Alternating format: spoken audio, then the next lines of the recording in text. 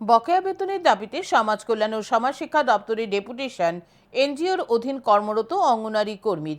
জানা যায়, এই অঙ্গনারী কর্মীরা 2024 সালে সমাজ কল্যাণ ও সমাজ শিক্ষা দপ্তরের অধীনে থাকা বিভিন্ন এনজিওর হয়ে অঙ্গনারী কেন্দ্রে কাজ শুরু করে।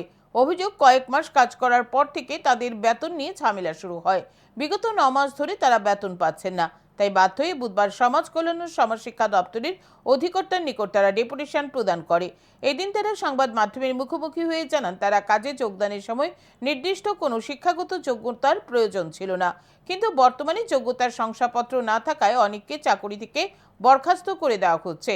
তারা আরও জানান, আগে তারা ক্রেশ ওয়ার্কার হিসেবে কর্মরত ছিলেন।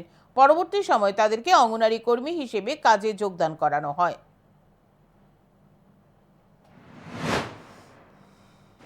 এনজিও আছে অনেকগুলো, কিন্তু আমরা আসছিলাম পিসিসিডাব্লিউ এনজিও কর্মী। আমরা কেউ ক্র্যাশ ওয়ার্কার, কেউ হেল্পার।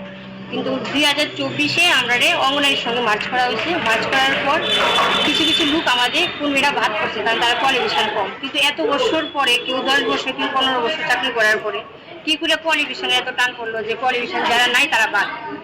তারপরে তারা মাইনে নিচ্ছে কিছু লোক, আর কিছু লোক তারা বলছে যে হেল্পার পদে যারা ইচ্ছুক তারা হেল্পার পদে দিব। কিন্তু হেল্পারে যারা পাওয়ার যোগ্য তার 2-4 জনে দেওয়ার পর এখন পর্যন্ত তারা আর কারোই দিচ্ছে না।